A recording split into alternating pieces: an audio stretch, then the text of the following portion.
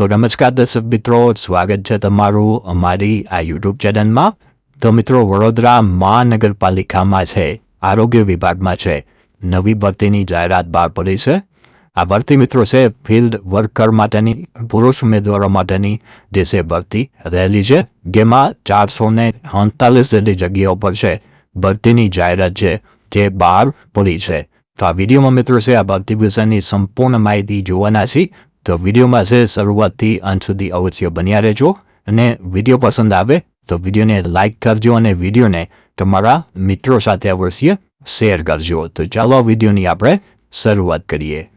તો મિત્રો, અહીં તમે જોઈ શકો છો વડોદરા મહાનગરપાલિકા દ્વારા છે ઓફિશિયલ નોટિફિકેશન આરોગ્ય વિભાગની ભરતી માટેનું જાહેર કર્યું છે, જેમાં 11 માસના કરાર આધારિત ભરતીની જાહેરાત બહાર પડી છે. જેમાં જગ્યાની વાત કરીએ તો ફિલ્ડ વર્કર માટેની, પુરુષ ઉમેદવારો માટેની જે જગ્યા છે 448 જેટલી જગ્યા છે. કેટેગરી વાઇઝ જોઈએ તો અનુસૂચિત જાતિ માટે 31 છે, અનુસૂચિત જનજાતિ માટે 67 છે, સામાજિક અને શૈક્ષણિક પછાત વર્ગ માટે છે 120 છે, EWS માટે 44 અને બિન અનામત કેટેગરીના ઉમેદવારો માટે 186 જગ્યાઓ રહેલી છે.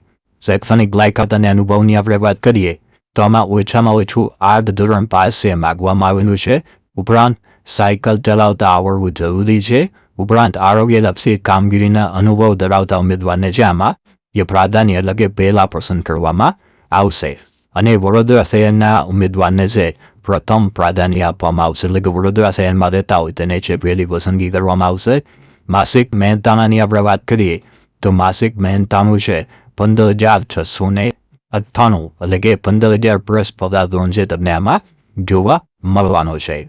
ઉંમરની વાત કરીએ તો જાહેરાતની તારીખથી 18 વર્ષથી ઓછી અને 45 વર્ષથી વધુ ઉંમર હોવી જોઈએ નહીં. ઉપરાંત વડોદરા મહાનગરપાલિકાના વિભાગમાં, આરોગ્ય વિભાગમાં અગાઉ ક્ષેત્રીય ફરજ બજાવેલા ઉમેદવાર માટે જાહેરાતની તારીખ 59 વર્ષ સુધી વધુ ન હોવી જોઈએ. નિમણૂકની વાત કરીએ આપણે તો 11 માસના કરાર આધારિત આ ભરતી રહેલી છે. ઉમેદવારે કોઈ પણ એક કેટેગરીમાં એક જ ફોર્મ છે તે ભરી શકશે. ત્યારબાદ આગળ આપણે વાત કરીએ તો આગળ આમાં છે તમને શૈક્ષણિક લાયકાત જે છે એના અલગ અલગ ગુણ બહાર આપેલા છે. 8 પાસ માટે 5 ગુણ છે, 9 પાસ માટે 10 ગુણ, તે પ્રમાણે અલગ અલગ છે. અને ક્ષેત્રીય અનુભવ ધરાવતા ઉમેદવારને પણ ગુણમાં છે તે મહત્તમ જે છે મળશે. ક્ષેત્રીય અનુભવમાં 1 થી 2 વર્ષ હોય તેને 10 વર્ષની જે છે 10 ગુણ મળશે. અહીં તમે જોઈ શકો છો મહત્તમ જે છે તે શૈક્ષણિક લાયકાતમાં 50 મહત્તમ ગુણ મળી શકે છે, અને જે છે અનુભવમાં 40 ગુણ મહત્તમ મળી શકે છે.